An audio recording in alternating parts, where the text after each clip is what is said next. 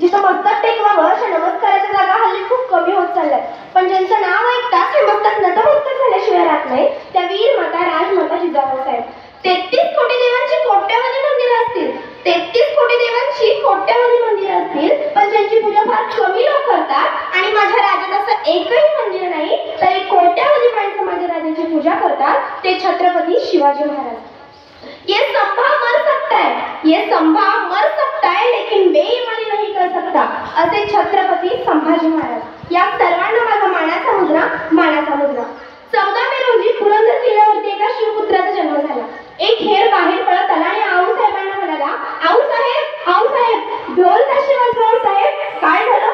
आऊसाहेब, या महाराष्ट्राच्या मातीत छत्रपती शिवाजी महाराजांना पुत्र जन्माला आला.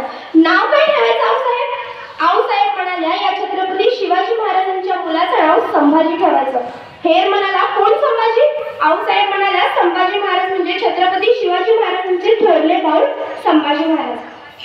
ठरल्याप्रमाणे छत्रपती शिवाजी महाराजांच्या मुलाचं नाव संभाजी ठेवण्यात आलं आणि संभाजी महाराज वयाचे 1.5 ते 2 वर्षांचे असताना त्यांच्या आईचं निधन झालं. म्हणजे छत्रपती शिवाजी महाराजांच्या प्रिय पत्नी सईबाईंचा मृत्यू झाला आणि अफजल खान 40,000 सैन्य घेऊन स्वराज्यावर चालून आला होता.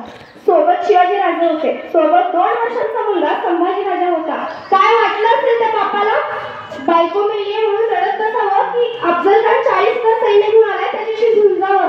शिवाजी महाराजांनी निर्णय घेतला. शिवाजी महाराज घोड्यावरती बसले आणि अफजल खानाचा बंदोबस्त करण्यासाठी प्रतापगडावर गेले. संभाजी महाराजांनी आयुष्यात पहिल्यांदा आपली आई गमावली. पण जिजाऊंकडे दुसरा छत्रपती शिवाजी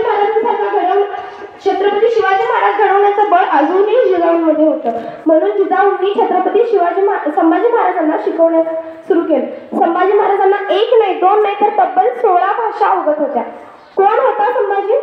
सईबाईंच्या पोटी जन्माला आलेला निरागस बाळ म्हणजे संभाजी राजा.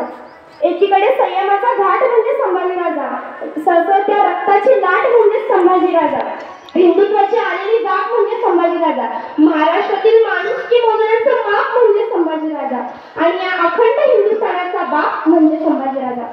मध्यंतरी काळात पुष्पा नावाचा चित्रपट फार गाजला होता. त्यातला झुकेगा नाही साला म्हणणारा डायलॉग ऐकून मुलांना फार बरं वाटू लागलं.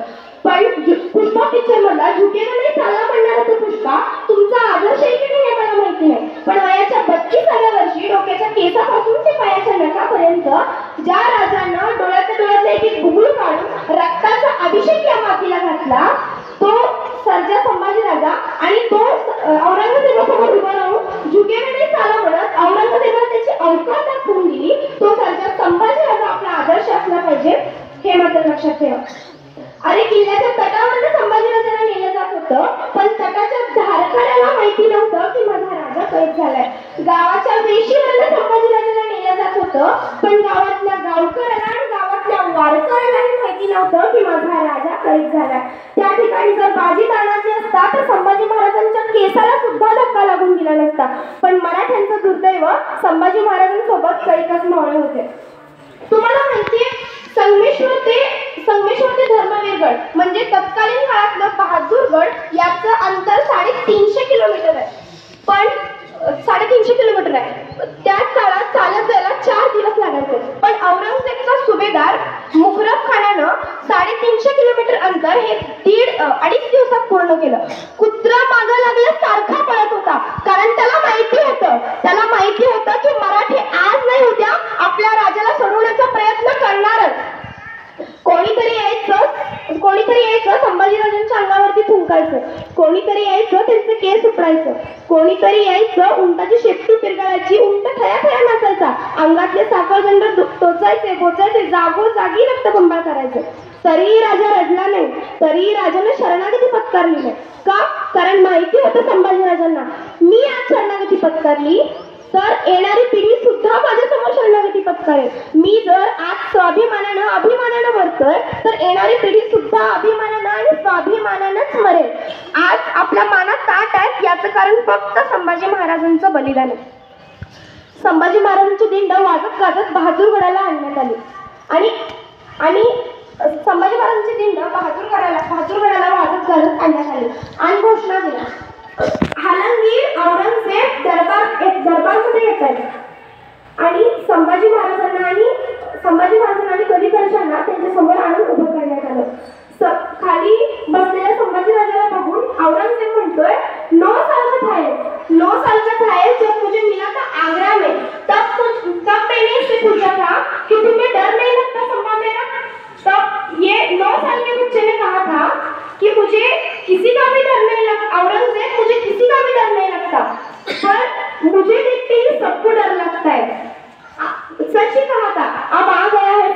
देखेंगे.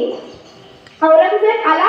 औरंगजेब खाली बसला आणि खुदाचे आभार मानत म्हणाला, या अल्लाह रहम दिली, जिसको देखने का मेरा सपना था उसे कदमों में लाकर खड़ा किया.